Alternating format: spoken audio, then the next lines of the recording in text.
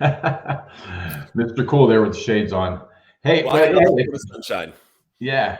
Happy Friday and happy June. I mean, we're in June of all things. Like it just blows me away that where the hell the first 5 months this year go? I mean, we always talk about where the weeks go, but the first 5 months this year are gone. Yeah, they Amazing. disappeared.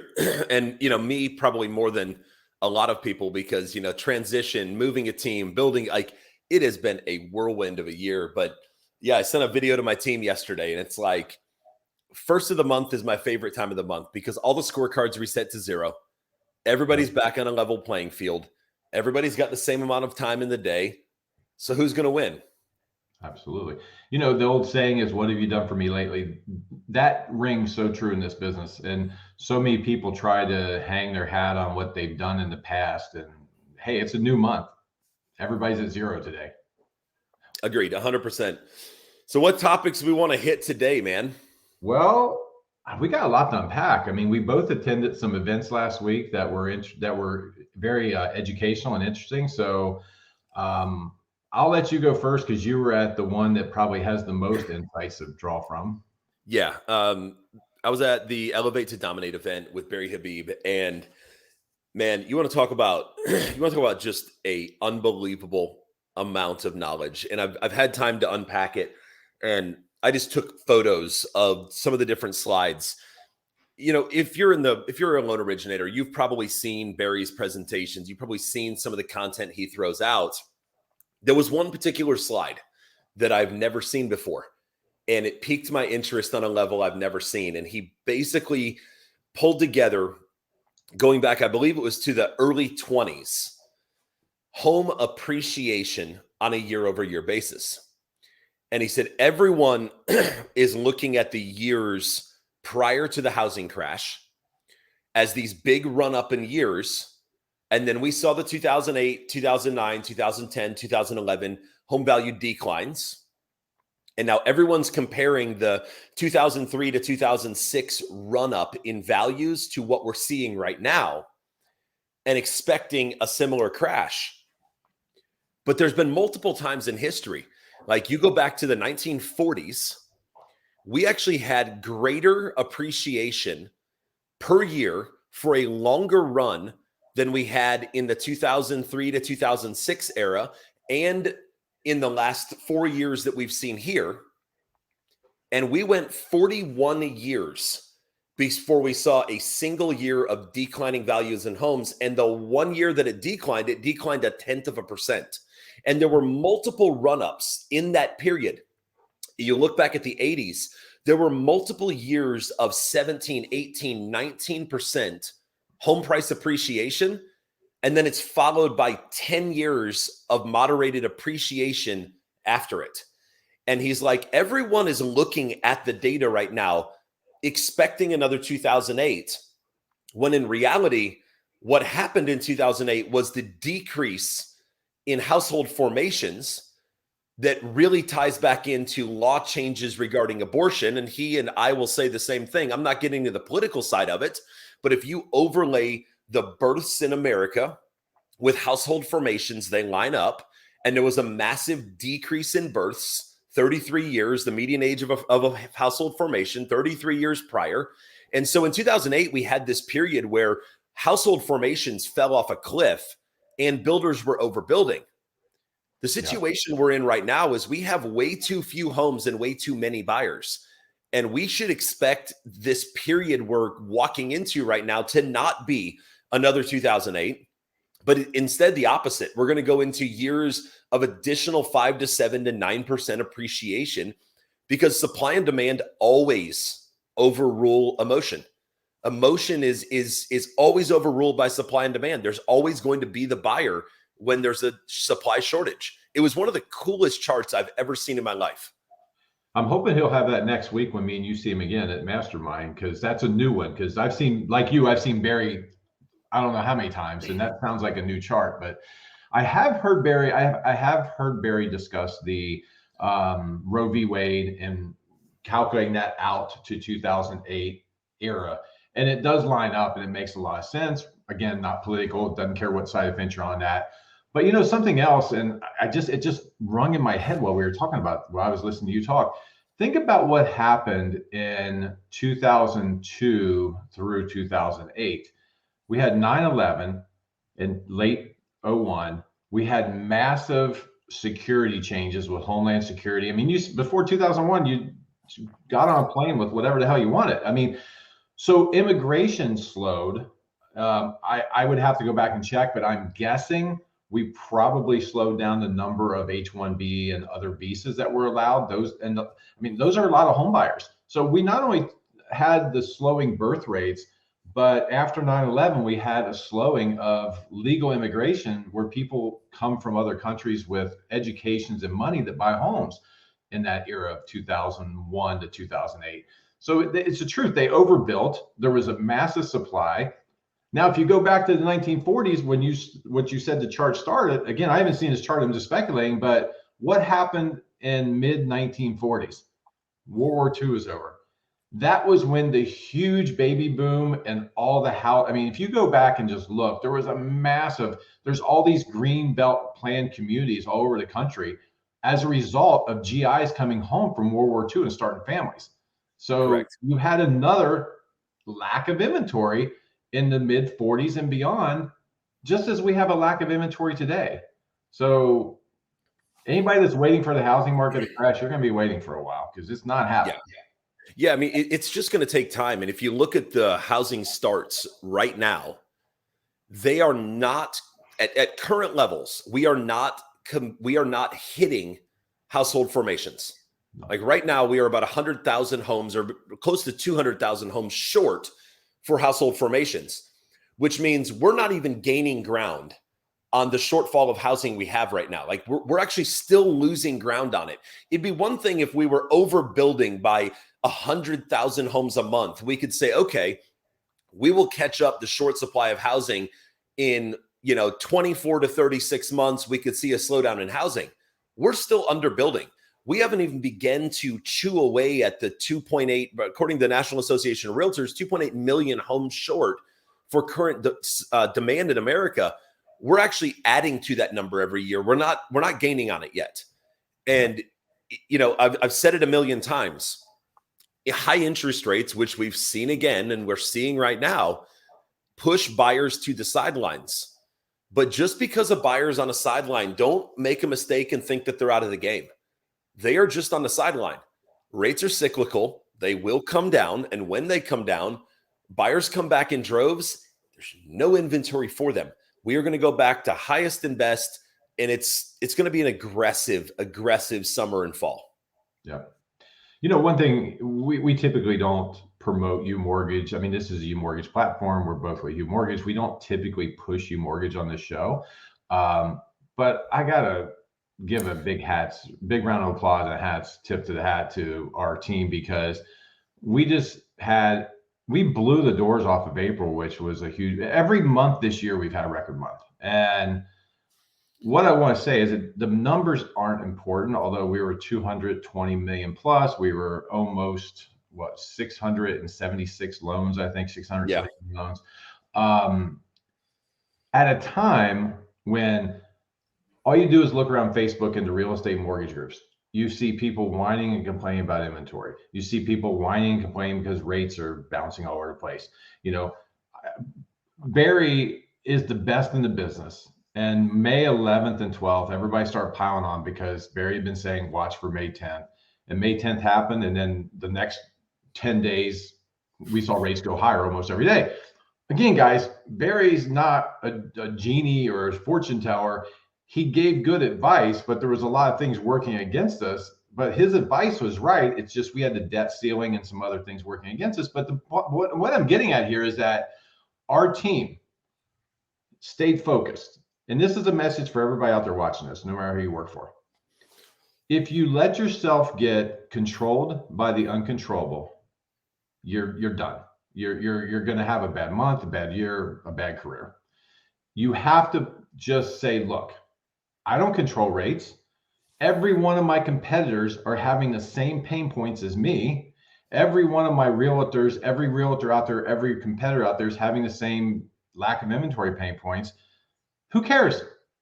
there's still a lot of buyers out there. It just means you have to work a little harder to go out and find them. And that's what you were just saying. There's still a backlog of buyers. They're just not all getting off the fence today. It's our Correct. job to go find them and show them why they get off the fence today. Yeah. And, I guess it begs the question. And again, we're not sitting here. This isn't the whole point of this is to promote UMortgage, but what's different? So we're growing, 100% quarter over quarter. And it looks like, this quarter will probably be even more than that. Like, what is the difference? To me, it's a culture of positivity. Yeah. And I think when you wake up in the morning and your managers are missing in action, your CEO, you hear from him once a year, he's the guy in the ivory tower. When you are working for a company that doesn't promote positivity on a daily basis and those that are in leadership roles in the trenches, I think that is where we're setting ourselves different. Like it amazes me. I swear to God, I know Anthony Casa is the busiest man on earth because I have access to his calendar and it is ridiculous. I try to book appointments in there and you can't fit it in. But when I posted today on social media, a new loan officer that joined my team, he was the first person to like it, the first person to comment on every platform I put it on. Yeah. When you have leadership that's in the trenches with the street level employees, there's a synergy and there's a positivity that's come out of it. And I think that's the only difference right now. We're all saddled with the same interest rates. We're saddled with maybe not the same interest rates, so I don't want to go there, but we're saddled with bad interest rates. We're saddled with no inventory. We're saddled with Debbie Downer real estate agents that are down in the dumps because they haven't sold a property yet this year. It's an equal playing field. We all the same amount of minutes in a day. It's how you start your day with positivity. Start your day with energy. Wake up, go to the gym, do something to crack yourself out of the stigma of this game of mortgages. I swear it is 98% mental. Anyone can write a mortgage. It's the mental state you wake yourself up in. Yeah. You read guidelines, you learn the basics, and you can do this job. But it's all mental. It's all about how you come across to the customers, the vibe and the mindset you put out there. And you're right. I mean, I was giving Anthony a hard time the last couple of weeks because I beat him to a couple happy birthdays. Like every time an employee has a birthday, it's in multiple channels in our internal workplace chats. And I actually beat Anthony to a couple of them. I'm like, I was all proud of myself because he is always on the spot with those happy birthday to whoever. Doesn't matter if it could be the person that is the lowest paid person in the company, maybe the janitor versus somebody up there where me and Gil are, I mean, he's the first one to always say it, but I get excited when I beat him to the punch on those. But you're right. I mean, like your new team member where he was right on the spot with it, and instantly. And everybody in the company is, by the way, too. It's not just, it starts at the top, but every time we welcome a new team member, it doesn't matter who the team member is. You will literally see dozens, sometimes hundreds of people around the company congratulating them, welcoming them to the team. I mean, it's that positive mindset of we're a team, we're a family, we're out there in the trenches together, Yeah. And when it comes from the top, it pushes guys and ladies, sorry, got to be correct here, pushes others in leadership roles to be on their toes. Yeah. Like I wake up in the morning. I woke up this morning and I had a text message. I woke up at 5:30, had a text message from Anthony at 4:38 in the morning.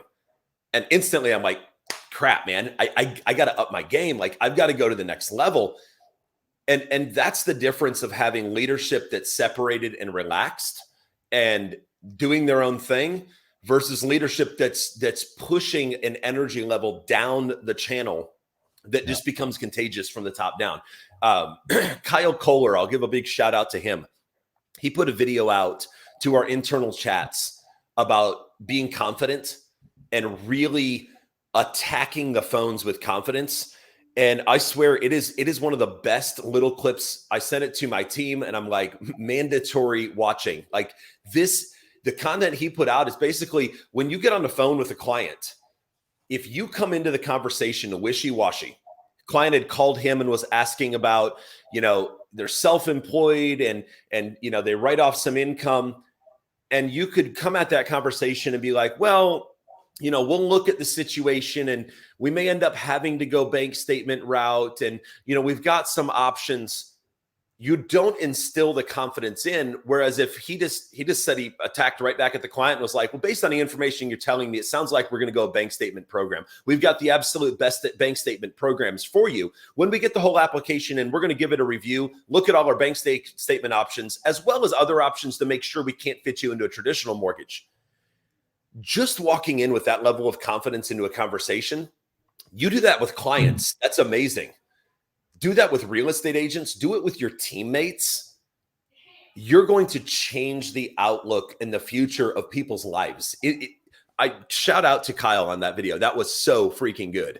Yeah, no, I saw that. I love that video too. It was very powerful, and that rolls into yesterday. We had a sales huddle yesterday, and Chris Natchi was on there and giving some great advice on things. But one of the things after his presentation, we were just kind of all talking and question and answering, and we talked about, I don't know if Chris brought up or I brought up, but one of us brought up the fact that you have to project a positive, like you said, confident, positive.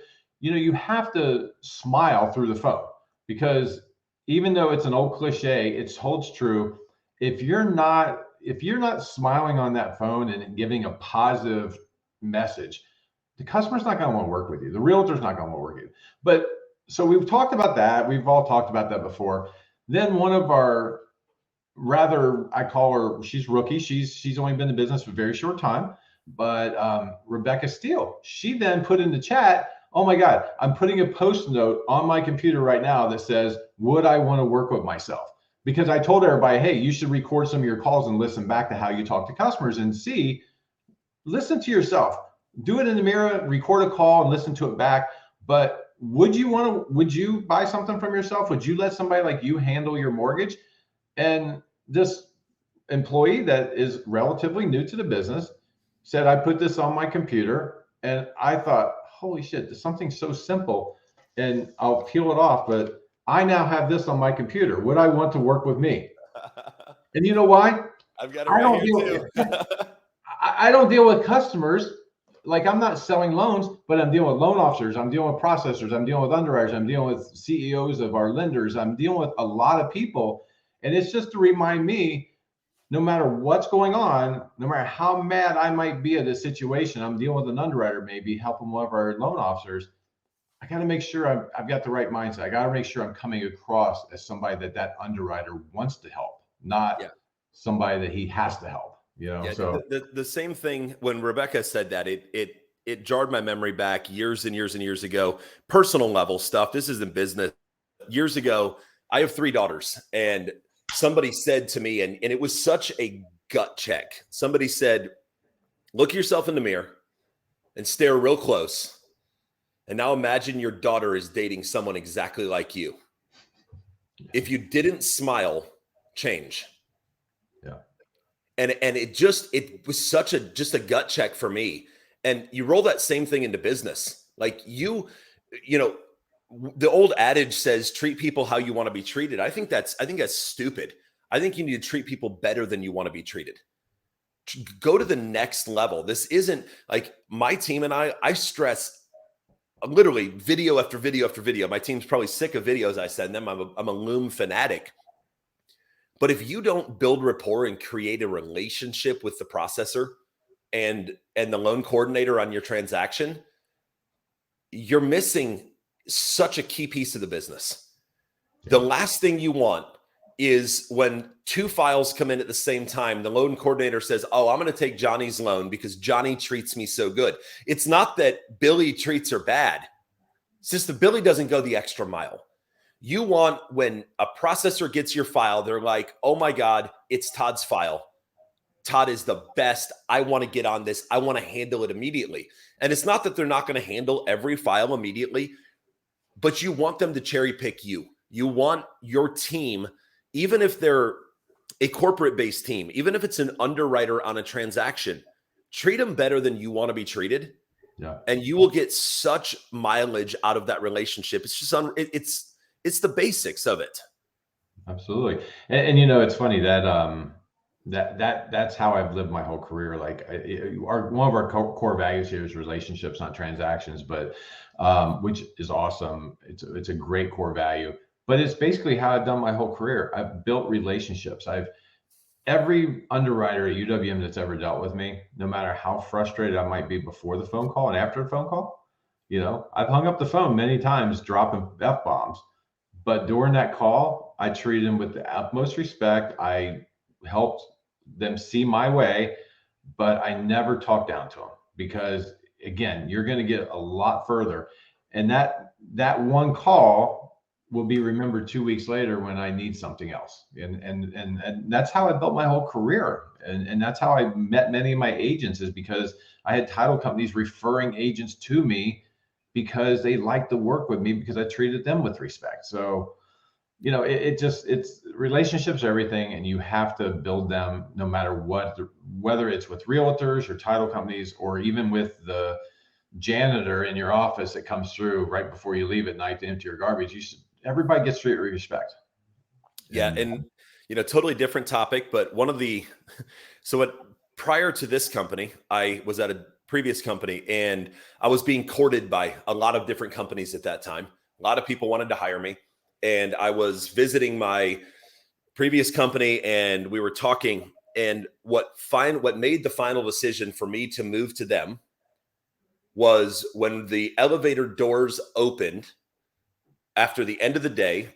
Me and my former branch manager got off the elevator, and he stopped for a good 2 minutes, interrupted our conversation, stopped for a good 2 minutes to talk to the janitor and ask the janitor how his family's doing, because he knew that the janitor's wife had been going through cancer treatments.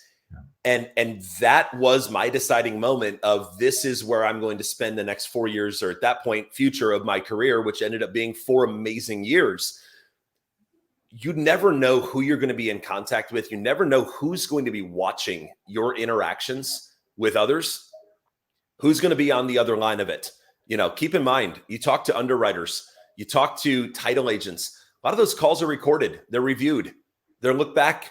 And who's going to be the one listening in on that conversation saying, my God, Todd is an absolute asshole, or Todd handled that situation amazing. Yeah. It may be people that you wouldn't want listening in on that conversation. And title agents and listing agents can be the two hardest ones to keep your composure with. But they're also two amazing sources of referrals. And if you can be the one, I guarantee you, title agents get flack from 8 out of 10 lenders. Oh, absolutely. And if you can be the one of the 2 out of 10 that treat them like gold and be like, hey, I know we got the title package to you 45 minutes before closing. What's your home address? I'm going to send you a bottle of wine. You spend $20 on a bottle of wine to that title agent. The next time and I've had that stuff happen, where the next time they had a bad closing, title agent calls me and was like, hey, you might want to hit this realtor up. We just had a really bad closing and she was super upset at the lender at the table. It sounds like her lender and her are not going to be working together. Yeah. Those type of things can happen if you go above and beyond in kindness and empathy. Absolutely. And I've told this story many times before, so most people watching has probably heard it before, but I got my relationship with Redfin through a title agent for that very, very reason. That title agent loved me because I was always great to her and helped her out and went the extra mile for her. Couple bad closings with this particular Redfin office in a row with a particular retail lender in town. And, I think I'm not producing anymore, but I've closed 711 deals with Redfin in the time since that title agent introduced me. I mean, it's a lot of money I've made off that title company's introduction, Right. And if you would have been a jerk to that title agent and another lender would have been absolutely amazing to them, who would they have called? They wouldn't have called you. Yeah. I'll tread lightly with this story, but I was in South Dakota last week for the Windsor event. Spectacular event, by the way. They're a solid partner to us. Chris Vincent is the salt of the earth CEO. He's an LO's CEO. This guy gets in the trenches and makes things happen. Very similar to like what Anthony Costa does with us. But the night before the event, Chris hosted a dinner, and everybody that was invited to that dinner, there's like 15 of us. Everybody at that dinner was deserving to be there, meaning that for whatever reason, you earned your spot at that dinner. Okay. Afterwards, there was this, I call it a fireside chat. It was out on a patio, and we were all sitting around talking. And one of the guests of honor, who has been wildly successful at what he does, he's on the coaching side of things, I'll say. I'm not going to say the name. I'll just call him Boomer, because I think he's probably that generation. So I was excited to meet Boomer, because I'd heard all these great things and knew all about it. And I thought, wow, this guy's probably got some just killer like advice for me. And he decided to trash me, trash Anthony, trash my company, trash my career in front of all these people for no reason whatsoever. I don't even know where it came from. I don't know where it came from. It came from an interaction he had with Anthony years ago, it sounds like. In front of people, I'm like, I just kept my cool. I niced him to death, but here's the takeaway from this. Why? He might need me someday. He probably won't, because I'm guessing he's going to be retired soon, but whatever. One of his people might need me someday, probably not, but you just don't know. But what was the point in that? He didn't like that I sold loans as a loan officer at 150 basis points. He basically told the group that I'm not a real loan officer, that I'm not a professional, because I was giving things away, and anybody could do what I did at that rate. And I'm like, well, you don't know my market. I'm in a market that requires that. And he went on to tell me that no market requires that, and anybody selling on the broker side less than 250 is unprofessional and not a real loan officer if you're selling below 250 bips. And I'm like, what the? Anyway, enough of that. But the point is that I've never mistreated anybody in this business. I mean, I've had guys in the broker world. I had a guy a few years ago at Fuse see me and my wife at breakfast and didn't ask, just pulled up a chair and joined us and said, hey, I've been wanting to pick your brain. My wife was not happy, but she's dealt with it. And I wasn't happy, but I treated that guy with respect for the next half hour while we tried to eat breakfast, because again, his actions deserved for me to be a jerk, but I wasn't going to, because you know what? I don't know. Maybe I'll work for this guy someday. You just don't know. Yeah. And you can't, kindness goes so far in this business, and treating people with respect. And it doesn't matter if they're below you, above you, or whatever. You should be treated with respect. And again, Chris, being the guy he was, the very next morning came up to me and started apologizing. I was like, Chris, you have nothing to apologize for. You treated me great last night. You took me to an awesome dinner. You treated me like a king. One of your guests didn't, but it's not on you, buddy, But again, it was very disappointing, and it just shows that some people in this business hold themselves higher than they deserve to be held. And, exactly. If any of you out there ever meet me and I disrespect you, please tell me. Reach out and slap the hell out of me and tell me. Because I don't think it'll ever happen. But if it does, I want to know about it. Yeah, and sometimes we can say things that we don't think are pushing the envelope, and they are. And I love it when people call me out on. One of my former branch managers used to do it to me all the time. He'd call me and he's like, hey, don't ever send me an email like that again. And I'm like, it just responded to your email. He said, yeah, but go back and reread it. You sound like a total jerk in the way you said it. Yeah. And I'm like, I'm sorry, I was super busy and I just did a shorthand quick response. He said, but yeah, reread it. If I wasn't me and didn't know you, how would you read that email? And he's like, you got to work on adding some, hey, good morning. Thanks so much for looking into this for me, before you say totally understand. But if you just say totally understand, that's subjective to the reader on how they want to read that. That's like, hey, I totally understand, or totally understand. Yeah. I will say this about this person, though. If I run into him again, I'm going to thank him. You know what I'm going to thank him? He lit a fire under me that needed that. I already had fire in me, but he lit a fire under me. And the next couple of days of that event, I was probably be better than I would have been had he not done that. And I'm still fired up about it, and it reminded me to treat everybody well. And it also reminded me to go out there and crush this business to prove that I do belong here, whether he thinks I do or not. So I love it. Look at this. We're out of time, man. We're over already. It went by quick, didn't it? So it did. Yeah. Well, the takeaways today, guys, call to action. Remember, it's Friday. Get out there in front of your realtors, get on email, text, whatever it is. Let them know that you work when they work and that you're available this weekend. And again, just be nice to others and help that person that's coming up behind you out, because you never know when you're going to need their help. Yep. And I'll end it by saying, start your day with positivity. I don't care if it's 30 minutes of silence, of reflecting. Get off social media first thing in the morning. Get off the news. Get off negativity, any kind of negativity. Start your day with something positive, whether it be a book, a walk, the gym. Do something to change your mental state for the day. Absolutely. And we'll see you guys next Friday, probably together, because we're going to be in Vegas together at the mastermind next week. So we'll figure out how we're going to do that. But we'll see you guys Sounds next like Friday. a plan. See ya. See ya.